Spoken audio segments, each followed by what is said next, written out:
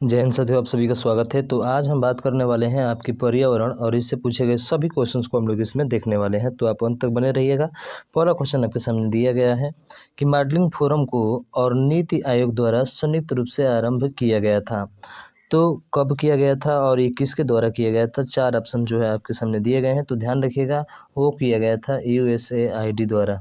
ठीक है, अब इसकी व्याख्या के बारे में बात करते हैं। तो व्याख्या आपके सामने दी गई है, आप देख सकते हैं यहाँ पे व्याख्या आपको अच्छे तरीके से दिया गया है। ठीक है, चलिए हम लोग देखते हैं अगला क्वेश्चन। और अगला क्वेश्चन ये है कि निम्नलिखित में से किस पारिस्थितिक तंत्र में जैव भार का उल्टा पिरामिड होता है? तो जैव भार का उल्टा जो पिरामिड होता है वो होता है आपका ऑप्शन नंबर बी, यानी कि तालाब पारिस्थितिकी तंत्र। ठीक है, तालाब पारिस्थितिक तंत्र इसका क्या होता है? ठीक उल्टा होता है। व्याख्या आपके लिए, ठीक है, देख लीजिएगा अच्छे से। अगला है कि निम्नलिखित में से किस संगठन ने वैश्विक जलवायु स्थिति की report state of global climate report 2020 प्रकाशित की है?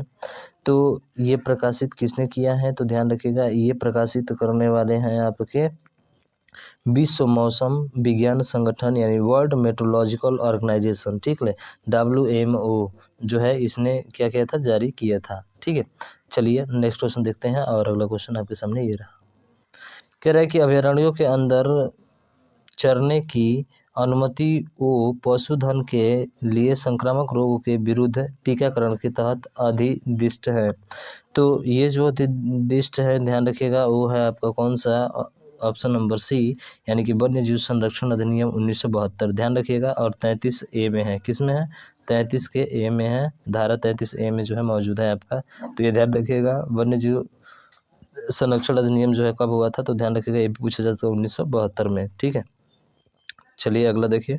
और अगला क्वेश्चन ये आपके सामने ये रहा, इसमें बोला है कि नंदा देवी, आप जानते हैं नंदा देवी जैव मंडल नीचे जिसको बायोस्फीयर रिजर्व निम्नलिखित से किस भारतीय राज्यों में स्थित किया गया है? तो ये नंदा देवी जो है ये आपके उत्तराखंड में है। ठीक है, उत्तराखंड जो उत्तर प्रदेश से क्या हुआ था? अलग होकर एक राज्य बना था। ठीक, बाकी व्याख्या दिया गया है, आप देख सकते हैं यहाँ पे। अगला क्वेश्चन है कि राष्ट्रीय हरित अधिकरण, जिसे नेशनल ग्रीन ट्रिब्यूनल कहा जाता है, वर्ष में स्थापित किया गया था? तो ये स्थापित किया गया था आपके 2010 में। तो ऑप्शन नंबर ए इसका राइट आंसर हो जाएगा। ठीक है, व्याख्या दिया गया है आपके सामने, देख सकते हैं। फिर अगला क्वेश्चन है, फिर वही चीज़ें हैं कि भारत में राष्ट्रीय हरित प्राधिकरण नेशनल ग्रीन ट्रिब्यूनल की स्थापना की गई थी। दो बार एग्जाम में आपके पूछा गया है, तो ये थोड़ा सा महत्वपूर्ण हो जाता है, ध्यान रखिएगा। 2010 ही क्या होगा? इसका राइट आंसर हो जाएगा। ठीक है, चलिए हम बात करें अगले क्वेश्चन की। और अगला क्वेश्चन आपके सामने ये रहा, इसमें क्या बोल रहा है? इसमें बोल रहा है कि पर्यावरण संरक्षण से संबंधित मामलों के प्रभावी और त्वरित निपटान के लिए कौन सा प्राधिकरण स्थापित किया गया था? तो देखिए, ये जो प्राधिकरण स्थापित किया गया था वो कौन सा था? तो वो होगा आपका option number B, national green tribunal. ठीक है, राष्ट्रीय हरित प्राधिकरण। तो ध्यान रखिएगा, ये ऑप्शन बी इसका राइट आंसर हो जाएगा। ठीक, अगला क्वेश्चन है कि जल प्रदूषण निवारण और नियंत्रण अधिनियम 1974 के तहत राज्य प्रदूषण नियंत्रण बोर्ड के आदेश या निर्णय के से व्यवस्थित व्यक्ति सीधे से संपर्क कर सकता है। किससे संपर्क कर सकता है? तो ये जो संपर्क कर सकता है, ध्यान रखिएगा, वो होगा आपका ऑप्शन नंबर कौन सा? ए, यानी कि राष्ट्रीय हरित प्राधिकरण नेशनल ग्रीन ट्रिब्यूनल से ही सीधा संपर्क कर सकता है। उसके बाद अगला क्वेश्चन है आपके सामने कि निम्नलिखित में से कौन सा राज्य सूची में किसी मामले पर संसद को कानून बनाने के लिए राज्यों द्वारा अनुरोध करने के बाद संसद द्वारा पारित कानूनों का एक उदाहरण है? तो देखिए, ये जो उदाहरण है वो है आपका वन्य जीव संरक्षण अधिनियम 1972। ठीक है, यानी कि वर्ल्ड लाइफ प्रोटेक्शन एक्ट जो है वो आपका राइट आंसर हो जाएगा। तो संविधान के अनुच्छेद बात करें तो 252 में है, ध्यान रखिएगा। ठीक है, और यहाँ पे ध्यान रखेंगे कि 42वें संविधान संशोधन के द्वारा वन और जंगली जानवर एवं पक्षियों के अभयारण्य को राज्य सूची से समवर्ती सूची में स्थानांतरित कर दिया गया है। ये वेरी इंपॉर्टेंट क्वेश्चन आपका यहाँ से बनता है, ध्यान रखेंगे इसको। ठीक है, चलिए हम लोग नेक्स्ट क्वेश्चन की बात करें। और अगला क्वेश्चन ये रहा, कह रहे कि पर्यावरण प्रभाव आकलन का सिद्धांत पहली बार के राष्ट्रीय पर्यावरण नीति अधिनियम में पेश किया गया था। तो जो ये पहली बार पेश किया गया था वो कहाँ पेश किया गया था? संयुक्त राज्य अमेरिका में किया गया था, यूनाइटेड स्टेट ऑफ अमेरिका। ठीक है, USA में किया गया था सबसे पहले। ठीक है, चलिए अगला देखिए। अगला कि 1864 में भारत में प्रथम वन महानिदेशक कौन थे? तो प्रथम वन महानिदेशक जो थे वो थे आपके कौन? तो ध्यान रखिएगा डाइट्रिच ब्रैंडिड। कौन? तो ध्यान रखिएगा डाइट्रिच ब्रैंडिस, यानी कि ये जो आपके महानिरीक्षक थे पहले, ठीक है, 1864 में। फिर अगला है कि निम्न में से कौन सा मांसाहारी का एक उदाहरण है? तो आप सभी को पता है गेंडा नहीं है, भालू नहीं है, शेर मांसाहारी आ गया। ये तो सिंपल सा क्वेश्चन है, सब कोई कर सकता है इसको, कोई तामझाम इसमें है ही नहीं, ठीक है। अगला देखिए, और अगला रहा ये, इसमें पूछा गया है कि जल प्रदूषण की रोकथाम और नियंत्रण अधिनियम किस वर्ष लागू किया गया था? तो जल प्रदूषण अभी बात किए थे 1974 में, यानी कि ऑप्शन नंबर सी क्या होगा इसका राइट आंसर हो जाएगा, ठीक है। उसके बाद से प्राकृतिक स्थलीय पारिस्थितिक तंत्र का उदाहरण निम्नलिखित से कौन सा है, ये आपको बताना है, ठीक है। और ये है आपके ऑप्शन, तो ध्यान रखिएगा इसका जो राइट आंसर होगा वो होगा आपका सी, यानी घास स्थल। इस चीज़ को ध्यान रखिएगा कि प्राकृतिक स्थलीय पारिस्थितिक तंत्र के उदाहरण में कौन से आते हैं? टुंड्रा है, टैगा है, समशीतोष्ण है, पर्णपाती वन है, उष्णकटिबंधीय वर्षा वन है, और घास के मैदान है, और रेगिस्तान इसमें शामिल किए गए हैं प्राकृतिक स्थलीय पारिस्थितिक तंत्र के अंतर्गत, ठीक है। ये आपको ध्यान रखना है। फिर अगला है कि राज्य प्रदूषण नियंत्रण बोर्ड को जल अधिनियम 1974 के तहत अपने कार्यों को करने की सूचना प्राप्त करने की शक्ति प्राप्त है। तो अभी हम पीछे जो है पढ़े थे आपके, लेकिन पीछे वाला 33 नहीं था, ठीक है, ध्यान रखें 33 था पीछे, लेकिन इसमें जो है कौन सा होगा? धारा 20 होगा, यानी कि ऑप्शन डी इसका राइट आंसर हो जाएगा, ठीक है। अगला देखिए, अगला है निम्नलिखित में से किस प्रोटोकॉल का उद्देश्य चरणबद्ध तरीके से हाइड्रोफ्लोरोकार्बन का उपयोग समाप्त करना है? तो हाइड्रोफ्लोरोकार्बन का उपयोग जो है समाप्त करना है वो है कौन सा? क्योटो प्रोटोकॉल, ये कौन सा है? तो वो है, ध्यान रखिएगा, मॉन्ट्रियल प्रोटोकॉल। इसके तहत इसको क्या करना है? साफ करना है भाई साहब, खत्म करना है उसे, ठीक। उसके बाद से अगला है कि पशुओं के प्रति क्रूरता रोकथाम अधिनियम को किस वर्ष अधिनियमित किया गया था? तो पशुओं की क्रूरता की रोकथाम अधिनियम के लिए जो किया गया था, ये वर्ष कब किया गया था? तो ध्यान रखिएगा ऑप्शन नंबर सी 1960 में किया गया था, ठीक है। उसके बाद से कच्छ ऊर्जा प्रौद्योगिकी अनुसंधान में सहायता और परिनियोजन द्वारा समावेशी कार्बन वृद्धि में तेजी से कमी करने के लिए भारत और संयुक्त राज्य अमेरिका द्वारा 2009 में शुरू किया गया था। तो क्या शुरू किया गया था? तो पेस, क्या नाम है उसका? पेस, यानी कि partnership to advance clean energy. ये जो है किसके द्वारा शुरू किया गया था? तो अमेरिका द्वारा, ठीक है। चलिए अगला देखते हैं हम लोग, और अगला क्वेश्चन आपके सामने ये रहा। इसमें बोला है कि निम्नलिखित में से किस अंतर्राष्ट्रीय संगठन ने मानव और जैव मंडल कार्यक्रम का शुभारंभ किया था? तो शुभारंभ करने वाले कौन थे? तो ध्यान रखिएगा वो थे आपके यूनेस्को। ऑप्शन सी जो ये जो है राइट आंसर हो जाएगा, ठीक है। अगला देखते हैं, इनमें से भारत का कौन सा जीव मंडल आगार संयुक्त राष्ट्र शैक्षिक वैज्ञानिक तथा संस्कृति संगठन के मानव एवं जीव मंडल कार्यक्रम पर आधारित विश्व जीव मंडल तंत्र का हिस्सा नहीं है? तो ध्यान रखिएगा वो है कच्छ का जीव मंडल आगार, ठीक है, कच्छ का जीव मंडल आगार, यानी ऑप्शन नंबर डी आपका राइट आंसर हो जाएगा। बाकी ये तीनों जो है उसमें क्या है? शामिल है, ठीक है। अगला देखते हैं, देखिए यहाँ पे दिया भी गया है, आप व्याख्या दे सकते हैं कि कौन कौन सा शामिल किया गया है। उसके बाद अगला है कि किस वायुमंडलीय परत में ओजोन होती हैं जो हानिकारक पराबैंगनी किरणों को अवशोषित करती हैं?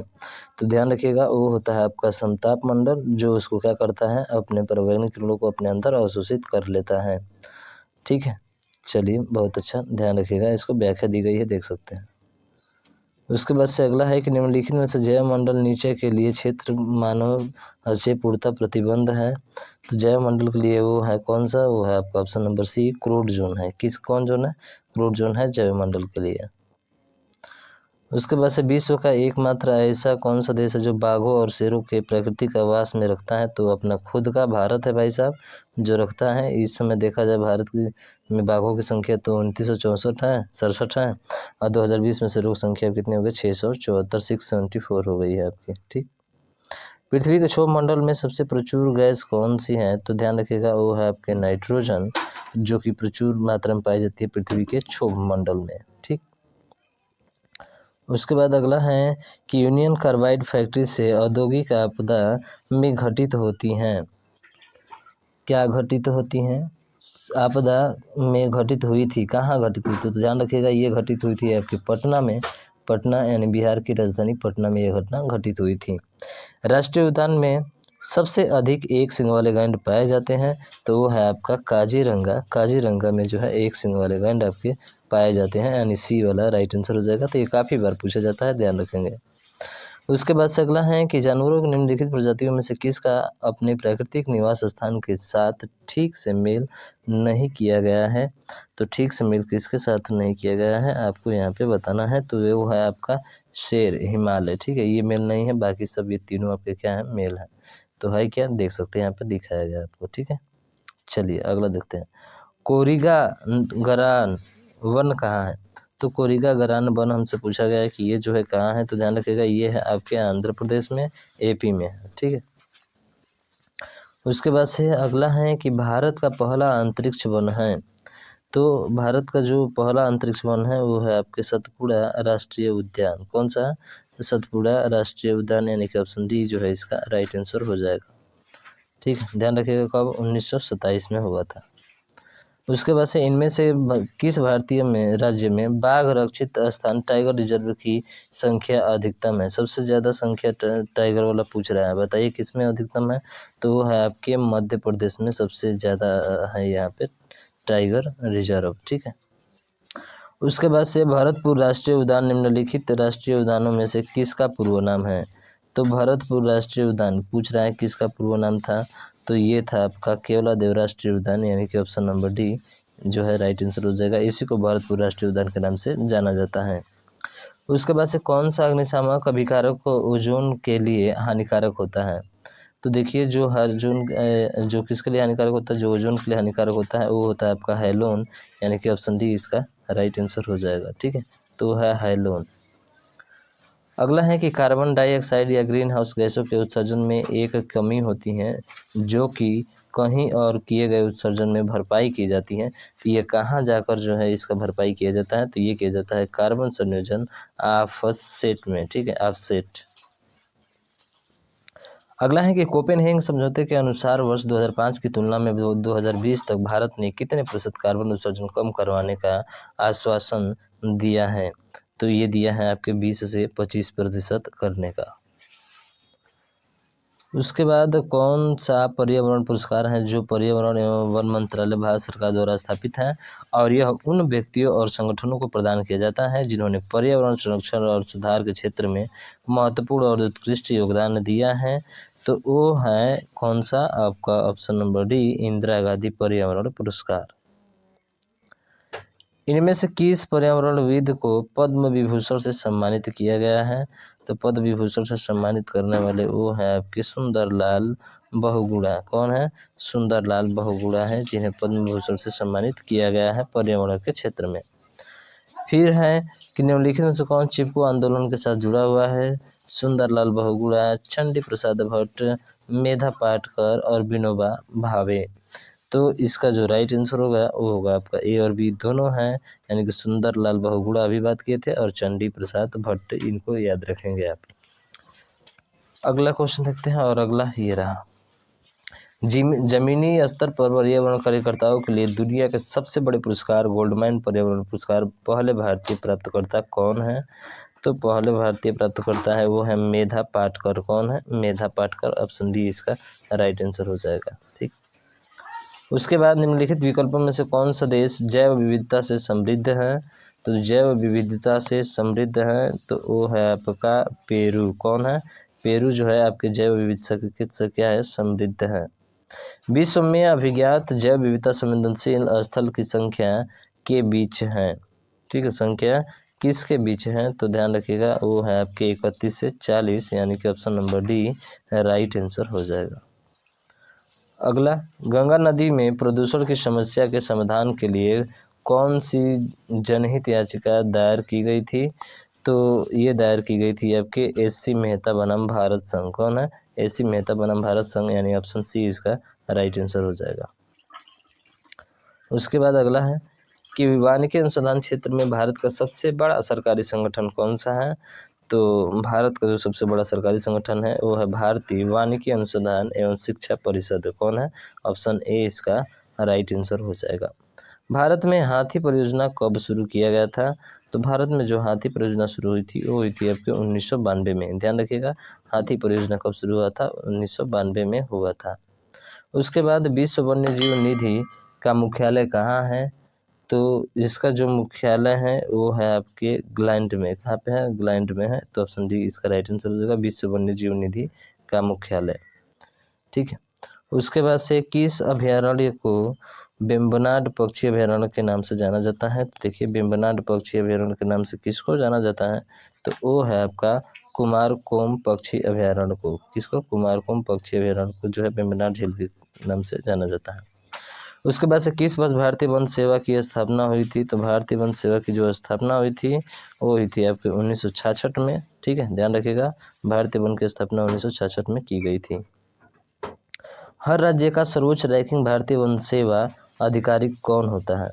हर राज्य का सर्वोच्च रैंकिंग भारतीय वन सेवा यानी कि IFS अधिकारी कौन होता है? तो वो होता है आपका प्रधान मुख्य वन संरक्षक। कौन होता है? प्रधान मुख्य वन संरक्षक। प्रदूषण नियंत्रण के लिए देश का शीर्ष संगठन है। तो प्रदूषण नियंत्रण के लिए देश का शीर्ष संगठन है केंद्रीय प्रदूषण नियंत्रण बोर्ड, यानी कि ऑप्शन सी इसका राइट आंसर हो जाएगा। उसके बाद से अगला क्वेश्चन है आपके सामने, देख सकते हैं यहाँ पे, ये है कि राष्ट्रीय आपदा प्रबंधन प्राधिकरण का अध्यक्ष कौन होता है? तो अभी बात किए थे प्रधानमंत्री होता है। कौन होता है भाई साहब? प्रधानमंत्री होता है ना, अभी प्रधानमंत्री की बात हो रही थी। ठीक है। अगला है कि निम्नलिखित दक्षिणी अमेरिकी राष्ट्रों में से किसमें दक्षिणी अमेरिकी क्षेत्र का सबसे बड़ा वन क्षेत्र है? तो वो है आपके ब्राज़ील का सबसे बड़ा वन क्षेत्र है। उसके बाद क्षतिग्रस्त CFL और फ्लोरोसेंट ट्यूबों का निपटान सुरक्षित रूप से किया जाना चाहिए, क्योंकि इसमें वाष्प होती हैं जो स्वभाव से जहरीली होती हैं। तो ये होती हैं कौन सी? ये होती हैं आपके पारे की। किसकी होती हैं भाई साहब? पारे की होती हैं। ठीक है, तो ऑप्शन डी इसका राइट आंसर हो जाएगा। अगला है कि संयुक्त राष्ट्र द्वारा पीने, धोने, खाना पकाने और उचित स्वच्छता को पानी रखने के लिए अनुशंसित न्यूनतम पानी की मात्रा प्रति व्यक्ति प्रतिदिन लीटर होता है। तो कितना होता है? वो होता है आपके 50 लीटर, यानी कि ऑप्शन ए इसका राइट आंसर हो जाएगा। ठीक है। उसके बाद से अगला है कि मृत जीवों और जानवरों को खाद्य मिट्टी में परिवर्तित करने के लिए सूक्ष्म जीवों को किस नाम से जाना जाता है? तो जो छोटे छोटे जीव होते हैं उन जीवों को क्या कहा जाता है? उन जीवों को अपघटन करने वाले। ठीक है, क्या होते हैं? अपघटन करने वाले जो मृत जीव होते हैं। ठीक है। उसके बाद से अगला है कि उत्तरी अमेरिका के निम्नलिखित देश में से कौन से देश में वन भूमि क्षेत्रफल उसमें कुल भूमि क्षेत्र के प्रतिशत के रूप में उत्तरी अमेरिका क्षेत्र में सबसे अधिक हैं? तो उत्तरी अमेरिका क्षेत्र में सबसे अधिक देखा जाए तो वो है आपके कनाडा। कनाडा की राजधानी कहाँ पे है? ओटावा। ध्यान रखिएगा। ठीक है। अगला तो देख लिए भाई साहब, निम्नलिखित से कौन से दक्षिण अमेरिकी देश में वर्ष 2000 में पानी की आपूर्ति निजीकरण के विरुद्ध पानी युद्ध हुआ था? तो पानी युद्ध हुआ था, किसके विरुद्ध हुआ था? ध्यान रखिएगा, बोलीविया के बीच जो है इसका युद्ध हुआ था। उसके बाद से डेटा बुक भारत में जानवरों, वनस्पतियों और कौकों की दुर्लभ और लुप्त प्राय प्रजातियों के दस्तावेजीकरण के लिए स्थापित एक राजकीय दस्तावेज है। तो वो है आपका रेट, क्या बोल जाता है? रेड डाटा डेटा बुक उसको। ठीक है। उसके बाद अगला है जैव विविधता की दृष्टि से भारत का कौन सा स्थान धनी है? तो जैव विविधता के लिए भारत का पश्चिमी घाट जो है सबसे क्या है? धनी है। मेधा पाटकर किस आंदोलन से जुड़ी हुई हैं? तो मेधा पाटकर जुड़ी हुई हैं नर्मदा बचाओ आंदोलन से। किससे जुड़ी हुई हैं? नर्मदा बचाओ आंदोलन से। इनसे काफ़ी क्वेश्चन पूछा गया है, ध्यान रखिएगा इनके बारे में। जिम कॉर्बेट नेशनल पार्क कहाँ स्थित है? तो जिम कॉर्बेट नेशनल पार्क सभी को पता है, रामनगर नैनीताल में स्थित है। ऑप्शन ए इसका राइट आंसर हो जाएगा। सुंदरवन है, अरे भाई साहब, सुंदरवन एक बहुत ही सुंदरवन डेल्टा, जिसको क्या बोलते हैं? गंगा और ब्रह्मपुत्र डेल्टा नदी के ऊपर है, यही है ना? हाँ, गंगा और ब्रह्मपुत्र नदी के किनारे जो है बसा हुआ। ताजमहल बेरंग क्यों हो जाता है? अम्लीय वर्षा के कारण। किसके कारण? अरे अम्लीय वर्षा के कारण होता है, बिल्कुल, बहुत ही प्रभाव पड़ाता है उसका अम्लीय वर्षा का। ठीक है। हरितगृह प्रभाव किस गैस के अधिक मात्रा में होने से बढ़ता है? तो हरितगृह प्रभाव जो होता है वो ध्यान रखिएगा कार्बन डाइऑक्साइड गैस की मात्रा बढ़ने से बढ़ता है। उसके बाद से निम्न में से कौन सा जानवर भारत में स्थानीय प्रजाति का उदाहरण नहीं है, तो स्थानीय प्रजाति का उदाहरण वो है आपका गाय, यानी कि ऑप्शन डी इसका राइट आंसर हो जाएगा। उसके बाद खाद्य श्रृंखला में पोषक के दूसरे स्तर पर कौन है? घास, कीट, पक्षी और बिजली। बिल्ली, सॉरी बिजली बोल रहे हैं, बिल्ली है, सॉरी भाई साहब, ठीक है। तो इसका जो राइट आंसर हो जाएगा वो आपका डी हो जाएगा। दूसरे नंबर पे आपका डी आएगा, ठीक है, यानी कीट। तो पहले घास होता है, घास को कीट खाता है, फिर कीट से पक्षी, पक्षी को बिल्ली, ठीक है, तृतीय को उपभोक्ता, ध्यान रखेंगे। या तो देखिए लिए बढ़ते हुए शहरीकरण में निम्नलिखित पारिस्थितिकी प्रणालियों में से किस एक को खतरे में डाल दिया जाता है? तो वो होता है मुहाने, ठीक है, मुहाने को खतरे में डाल दिया जाता है। फिर है कि खाद्य श्रृंखला में किसको भोजन के कम ऊर्जा मिलती है? तो ध्यान रखिएगा, ये ध्यान रखिएगा, कौन सा हो जाएगा इसका, बताइए फटाफट। तो इसका हो जाएगा बी, यानी कि सांप को। उसके बाद पर्यावरण से क्या अभिप्राय है? तो सब आप सब जानते होंगे, पर्यावरण की परिभाषा अच्छे से पढ़े होंगे तो बता सकते हैं आसानी तरीके से, ठीक है। तो ध्यान रखिएगा, उपरोक्त पर्यावरण प्रदूषण है, यानी कि उपरोक्त जो दिया गया है वो सभी पर्यावरण प्रदूषण है, तो इसलिए ऑप्शन डी इसका राइट आंसर हो जाएगा। अगला वन्य जीव संरक्षण का सबसे प्रभावी तरीका है, तो वो है आपका प्राकृतिक आवासों का परीक्षण, ठीक है। वातावरण को प्रदूषित करने वाला अत्यधिक हानिकारक प्रकार है, तो वो प्रकार है आपका मानव कार्बनिक अपशिष्ट, ठीक है। दो जातियों के बीच पारस्परिक क्रिया में परजीविता होने पर क्या होता है? तो भाई ये होता है एक को लाभ और दूसरे को हानि होती है, ये तो सबको पता है भाई साहब, ठीक है। सल्फर डाइऑक्साइड का उत्सर्जन होता है, तो ध्यान रखिएगा, सल्फर डाइऑक्साइड का जो उत्सर्जन होता है वो बिजली संयंत्र से होता है। किससे होता है? बिजली संयंत्र से होता है। और आज का ये रहा लास्ट प्रश्न। तो भाई अभी तक सब्सक्राइब नहीं किया तो सब्सक्राइब जरूर कर लीजिएगा और इसको ज़्यादा से ज़्यादा शेयर कीजिएगा, ठीक है। तो वृक्ष की उम्र जानने की विधि होती है, आप सभी को पता होगा कि उसकी शाखाओं को गिनकर नहीं, उसके वलयों को गिनकर, वार्षिक वलयों को क्या करके गिनकर, यानी कि option number C absolutely right answer होगा इस क्वेश्चन का, ठीक है। तो ज़्यादा से ज़्यादा शेयर कीजिएगा। मिलते हैं हम लोग नेक्स्ट वीडियो में, तब तक ले जय हिंद, जय भारत।